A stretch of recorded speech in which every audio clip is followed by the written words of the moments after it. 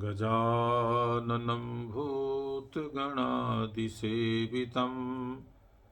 कपित्थजम्बूफलचारुभक्षणम् उमासुतं शोकविनाशकारकं नमामि विघ्नेश्वरपादपङ्कजम्। बोलो सच्चिदानंद भगवान की। आज का शीर्षक है कि महापुरुषों के अपमान से मनुष्य का पतन होता है। एक बार की कथा है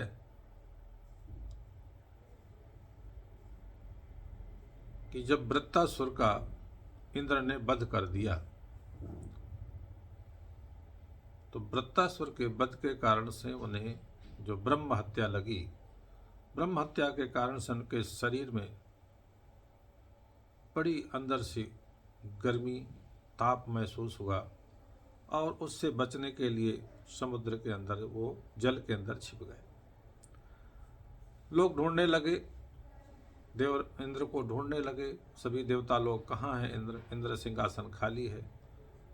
तो जब नहीं खोज पाए तब देव गुरु बृहस्पति से मिलकर के समस्त देवताओं ने राजा नहुस को इंद्र का पद प्रदान करा दिया। राजा नहुस बड़े प्रतापी थे और बड़े ही धर्मात्मा थे, बड़े ही परमात्मा के भक्त थे, इसलिए उनका चयन कर दिया गया। परंतु इंद्र पद पर बैठ करके उन्हें अभिमान हो गया कि मैं तो अब इंद्र हूँ।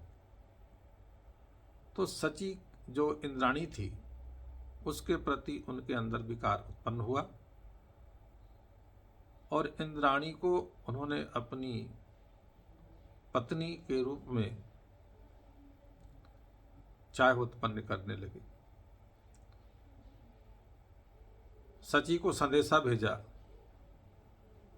कि सची, इस समय मैं इंद्र हूं और मेरे आदेश का पालन करना तुम्हारा धर्म है, इसलिए मेरे साथ तुम विवाह करो।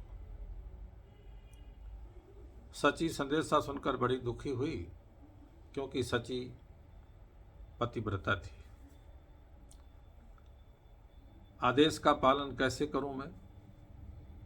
घबरा करके सची देव गुरु बृहस्पति जी के पास गई और कहा, महाराज अब आप ही बचा सकते हो मेरी इस लाज को, मैं क्या करूं?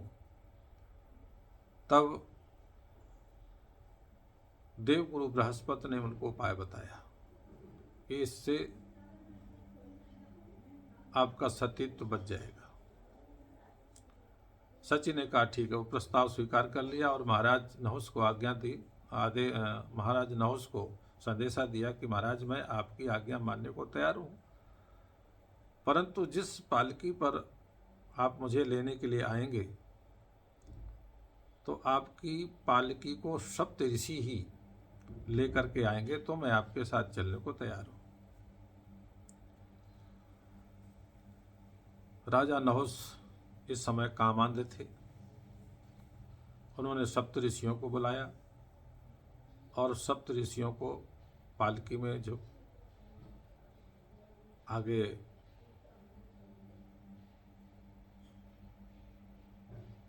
उनको पालकी में जाने का आदेश दिया। स्वयं पालकी पर बैठ गए और सप्त ऋषि पालकी को ढोने लगे। सप्त ऋषि जब चलते थे तो आराम आराम से चलते थे, क्योंकि वो प्रभु के भक्त हैं। जब चलते हैं तो नीचे को सर झुका के भी चलते हैं, आंखें नीचे की ओर करके चलते हैं, क्योंकि कोई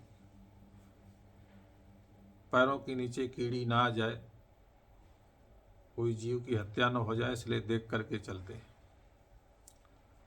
धीरे धीरे चल रहे थे, इसलिए राजा नहुस ने कहा नहीं, जो जल्दी चलिए, बहुत देर हो रही है,